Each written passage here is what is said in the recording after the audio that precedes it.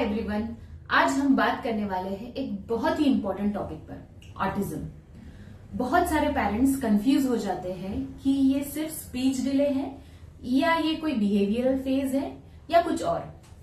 तो आज मैं आपको सिंपल वर्ड्स में बताऊंगी कि ऑटिज्म के रेड फ्लैग्स क्या हैं, किस एज पर क्या देखना चाहिए, डॉक्टर्स किन क्राइटेरिया पर डायग्नोसिस करते हैं, डायग्नोसिस के बाद कौन से स्टेप्स होने चाहिए और इंडिया में कौन सी थेरेपीज यूजफुल है और किसकी सलाह को सुनना चाहिए और किसकी सलाह को अवॉइड करनी चाहिए। Let's start. Early red flags क्या है, एज वाइज देखते हैं। 0 to 3 इयर्स में जब बच्चा 6 से 9 महीने का होता है तो आई कांटेक्ट कम या बिल्कुल नहीं देता है, ज्यादा स्माइल नहीं करता है, नेम कॉल पर रिस्पॉन्ड करना कम होता है, सोशल इंटरेक्शन में इंटरेस्ट नहीं लेता है। 12 से 18 महीने वर्ड्स ना बोलना या बहुत लिमिटेड साउंड्स निकालता है, पॉइंटिंग ना करना, जैसे चीजें देखने के लिए उंगली से पॉइंट करना, इमिटेशन कम करना, क्लैप, बाय बाय जैसे जेस्चर्स कॉपी नहीं करता है, पैरेलल प्ले भी नहीं करता है। 18 से 24 months very limited speech, unusual behaviour जैसे हैंड क्लैपिंग है, स्पिनिंग हो गया, लाइनिंग अबव टॉयज है, सेंसर इश्यूज भी होते हैं जैसे लाउड साउंड से डर जाता है, ज्यादा पसंद नहीं आते हैं उसको, रूटीन्स ट्रांजिशन में डिफिकल्टी होती है। 2 या 3 साल के बच्चे हैं, फंक्शनल प्ले नहीं करता है, उसको टॉय कार के बजाय कोई और पसंद नहीं आता है, व्हील से स्पिनिंग करता है, सोशल इंटरेक्शन कम करता है, अदर किड्स के साथ इंटरेस्ट नहीं रहता है, इकोलेलियास बार बार रिपीट करता है। पेरेंट्स, अगर इनमें से 2 या 3 साइंस भी आपको बार बार दिखे, प्लीज वेट एंड वॉच मत कीजिए, अर्ली इवैल्यूएशन बहुत ही जरूरी है। अब दूसरा, डायग्नोसिस कैसे होता है। डॉक्टर्स इंटरनेशनली एक्सेप्टेड टूल्स का इस्तेमाल करते हैं जैसे M CHAT, toddler screening, DSM-5 criteria, speech and developmental assessments, occupational therapy evaluation and behavioural observation. Diagnosis सिर्फ स्पीच डिले पर नहीं होता है, social communication, behaviour patterns, sensory responses, सबका कंबाइंड इवैल्यूएशन होता है। अब डायग्नोसिस के बाद नेक्स्ट स्टेप्स क्या है।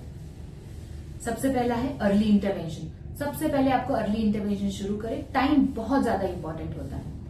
थेरेपी प्लान बनवाए, इंडिविजुअलाइज है क्योंकि हर एक बच्चा अलग होता है, रेगुलर फॉलोअप्स आपको लेते रहना है, पेरेंट ट्रेनिंग, ये सबसे ज्यादा इंपैक्ट करता है। अगर नीड हो तो डेवलपमेंटल पीडियाट्रिशियन या फिर साइकोलॉजिस्ट से या फिर किसी थेरेपिस्ट से आप अपना डिटेल प्लान ले सकते हैं। इंडिया में कौन सी थेरेपीज इफेक्टिव है। इंडिया और वेस्टर्न देशों में थेरेपी अप्रोचेस थोड़ा अलग होता है। सबसे पहला है speech therapy. Communication, language, social interaction के लिए मस्ट होता है। ऑक्यूपेशनल थेरेपी, जो भी बच्चों में सेंसरी इश्यूज रहते हैं, सिटिंग टॉलरेंस है, फाइन मोटर इश्यूज है, इंप्रूव करना होता है तो उसके लिए बहुत जरूरी होता है। ABA जो बिहेवियर थेरेपी हम लोग बोलते हैं, जो इंडिया में बहुत कम होता है, पर ABA बेस्ड थेरेपी भी काफी इफेक्टिव होती है। चौथा है स्पेशल एजुकेशन या फिर early intervention program. Pre academic skills और स्ट्रक्चर्ड लर्निंग के लिए बहुत जरूरी है। पेरेंट ट्रेनिंग प्रोग्राम्स है, घर पर डेली प्रैक्टिस सबसे ज्यादा इंपैक्ट लाती है।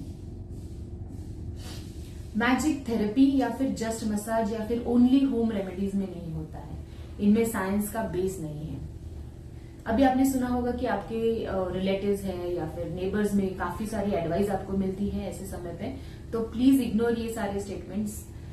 बोल देगा, लड़के लेट बोलते हैं, फोन मत दो, ठीक हो जाएगा, नजर लग गई है, स्कूल भेजो सब ठीक हो जाएगा, तुम ज्यादा सोच रही हो, परफेक्ट है आपका बच्चा।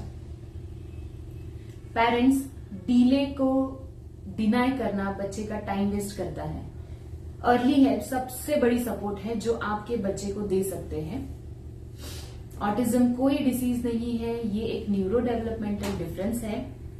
सही सपोर्ट, सही थेरेपीज और सही अंडरस्टैंडिंग से बच्चा बहुत अच्छा प्रोग्रेस कर सकता है। अगर आपको ये वीडियो हेल्पफुल लगा, प्लीज शेयर करें क्योंकि किसी पेरेंट के लिए ये इन्फॉर्मेशन लाइफ चेंजिंग हो सकती है।